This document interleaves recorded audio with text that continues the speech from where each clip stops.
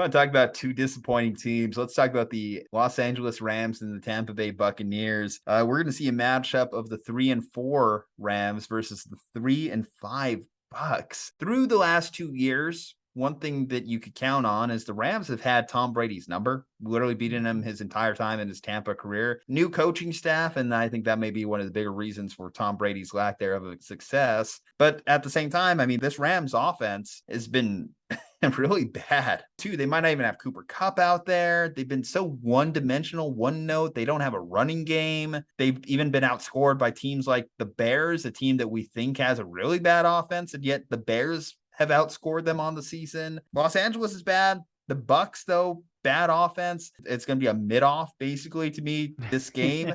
I would say, if I was to say any matchup that's kind of screaming to me, it's this Bucs offensive line versus Aaron Donald. But even Aaron Donald hasn't had a record-setting season as he came back from a close retirement. Kyle, what are you thinking about when you think Bucs Rams? Oh, it looks like Cooper Kupp's going to play, despite the fact I was here in 6 to 8 weeks coming out of that injury. He's somehow going to play football, which is kind of crazy, but here we are.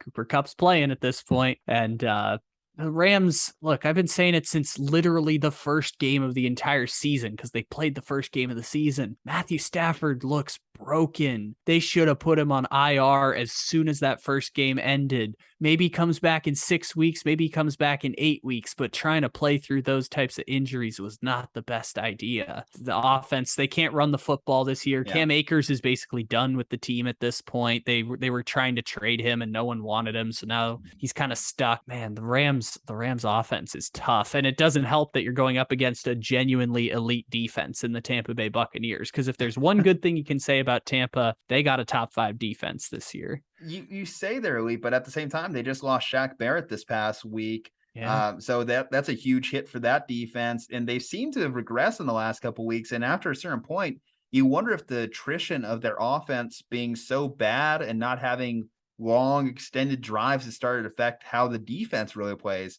Because I don't look at this Bucs defense the same way I looked at them in week 1. I think they've lost a large step. And again, Shaq Barrett, one of the best pass rushers in the league, you lose that's not a nothing burger for your defense. Yeah. We know that their defensive backs aren't a strength of this team. I just don't know if the Rams even have the offense to take advantage of that this year. And I'm not going to give Matthew Stafford. So you mentioned the injuries multiple times on the podcast. We've talked about it multiple times. I'm not going to give Matthew Stafford a complete injury pass. I feel as though he's played enough to this point in the season where if you're hurt, great. But if you're going to start, you can't be a liability to the team. And he's thrown so many interceptable passes. If we were to break out the PFF stats on interceptable passes, I'm sure he would lead the league. He's already among the league leaders in interceptions, and he just hasn't really gotten anyone else involved. Even like you said, if Cooper Kupp is out there, that's great. That's something this offense needs. Cooper Kupp, he's the only reliable target, but that's also one of the biggest problems on this Rams roster. Allen Robinson has been a disappearing act this entire season. We've talked about Skoranek being their second best wide receiver. They just got Van Jefferson back, and I don't know if he's going to come back and necessarily be the core difference maker in this team. He's not OBJ for them last year. And when you don't have a running game and you become one-dimensional, what can we say other than, I think they were playing like an undrafted guy out of Fresno State last week. Rivers was running out there. They're even making weird personnel decisions that I know Rams fans aren't exactly too thrilled with. I don't want to read too much into the Niners game for the Rams in the sense of that's a team that they just match up poorly with. 8 straight regular season losses say that is just a bad matchup for you. And maybe that's a bad coaching matchup in the sense that Kyle Shanahan just has some sort of ownage on Sean McVay. Sometimes it just works out. In the playoffs. Sometimes it just works out that way. Jaquasi Tart interception, right? Yeah. Something that we could pinpoint. Where a Jaquasi Tart interception from that being 9 straight wins. The Rams, they're in shambles, but the Bucs are in shambles. So I don't know who's going to win this. It's a shamble off. It's a shamble or off. Mid-off.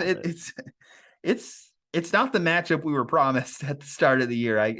No, this is the Fox game, or I think it's on CBS, but it's the game of the week basically on one of those networks. I mean, Fox is NFC, but I think it's Tony Romo for some reason. Yeah, this is the Tony Romo game. So Tony Romo gets to call this and have this joy. The Bucs just seem also so snake bitten You go back to the Panthers game, that drop by Mike Evans still looms large in my head. The playmakers that we usually think of as reliable playmakers, they're just not doing it for Brady. And it's hard for me to look at Brady and say he's doing anything wrong. He looks like Tom Brady to me. He's doesn't look like he's falling off the cliff like we look at Peyton Manning did like in 2015. He doesn't look like that to me. So at least I still think they had the advantage in quarterback. I think Tom Brady's still a better quarterback, or is a better quarterback at this point than Matthew Stafford is. If I was to look at what I think his advantage is, they also have to play in Tampa. So obviously you get a home field. Coaching advantage, though, I give that one easily to the Rams. There's something there that was missing when they decided to let go of Bruce Arians. And maybe it was just you mean that Tom Brady said he has to get fired as a condition of my return? That part? Yes, that part. And maybe that was the worst mistake that Tom Brady could have done in Tampa Bay, because even if you're butting heads, and I know that Tom Brady treated Tampa Bay as a nice retirement home, a nice place to go and just enjoy the last few years of his career, aside from the Dolphins rumors and speculation and all that stuff. So he didn't really want the added drama of butting heads with the head coach. But if you wanted to keep winning from a competitive standpoint, maybe that is something that Tom Brady needed that voice in his ear, that contrarian voice, because Bruce Arians, at least you break down the resume, you go back to Arizona and you go into what he's done with Tampa. He's been a winning head coach in his career. You take a step down when you look at Bowles, and hey, I'll say this about Bowles. Amazing defensive coordinator. Can't take that away from him. Todd Bowles can form a Super Bowl winning defense. Probably not a head coach, though. The over-under for this game is 42.5. And if that isn't the most damning thing when we think about what the Bucs and Rams were going into the year, right? Yeah. I mean, you mentioned Shaq Barrett at the very beginning, but it goes beyond that for Tampa in terms of Shaq Barrett's going to be gone for like a potential playoff run for Tampa, which, is weird to say, but Shaq Barrett's going to be gone as they get to the home stretch. But Tampa's also no Anton Winfield, no Sean Murphy-Bunting, no Carlton Davis, no Akeem Hicks. All of those guys are going to be out for this game, either with extended injuries or injuries that are enough to rule them out on Wednesday morning, which is when we're recording this. So they have a plethora of injuries as well. So if we were going to play the who needs it more game, it's tough because Tampa has one more in the loss column, but I feel as though the Rams need it more based on the division around them. If the Rams want to get a bullshit wild card spot, then they kind of need to win some games, right? Like you can't go 7-10 and get a bullshit wild card spot, but Tampa can go 8-9 and win the bullshit AFC South, right? So I guess which of these teams would you be more optimistic for moving forward? I feel like Tampa to me. Yeah. I feel like Tampa because I would still say I can look at the pieces on offense. I can look at Tom Brady. And I can see a scenario where they figure it out.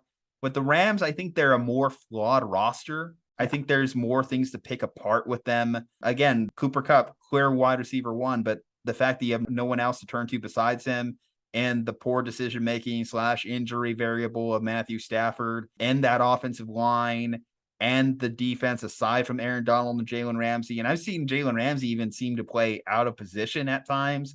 I look at what the Niners were doing and dogging them in that game. It just seemed like random points. We saw Jalen Ramsey line up at safety or nickel corner or all over the field, but it would just, why wasn't he just lining up on the top dude, right? Like we would normally see from Jalen Ramsey.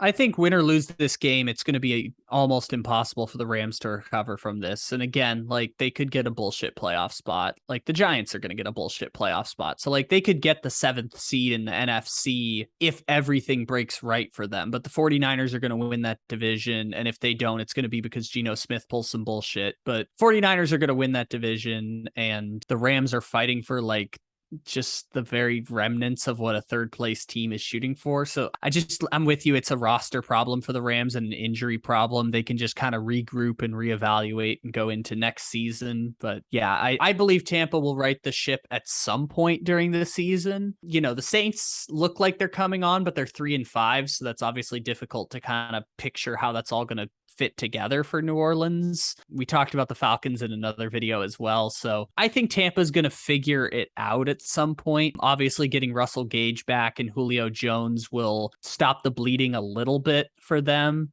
Leonard Fournette has been a mixed bag so far this year. But again, the over-under is 42.5. They're thinking both these teams are going to be inept on offense. And despite the 5 injuries that I listed for Tampa, they'll still be okay there. I'm going to take the Bucs to win this week. I'm going to take Tampa to get it done. And again, this is probably because, again, also 68% of the bets are on the over for 42.5. So it's looking like this is going to be a 13-10 stinker, which leads me to believe that neither of these teams are playoff caliber good. If they're putting up a 13-10 stinker where it's not like, oh, look at these incredible defenses playing that. No, both teams just stink. And it's going to be like that shitty Colts Texans game, or the shitty, Broncos versus insert team here. Like, it's going to be one of those type of boring games and not one of those like both teams are playing well boring games. I'm with you. I think I'm going to go with Tampa. They've had the longer rest, obviously playing on that Thursday against the Ravens. That should help them at least get a little bit of a leg up in this game.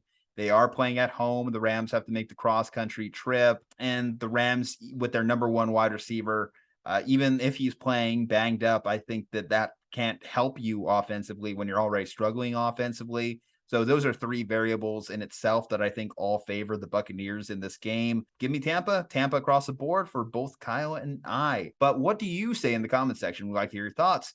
Tampa or the Los Angeles Rams? We know the Rams have had Tom Brady's number. Will that continue into Sunday? Drop below in the comment section. Leave a like on the video, subscribe to the channel, follow us on social media, and stay safe, happy, and healthy from Juju and Kyle. We'll see you next time.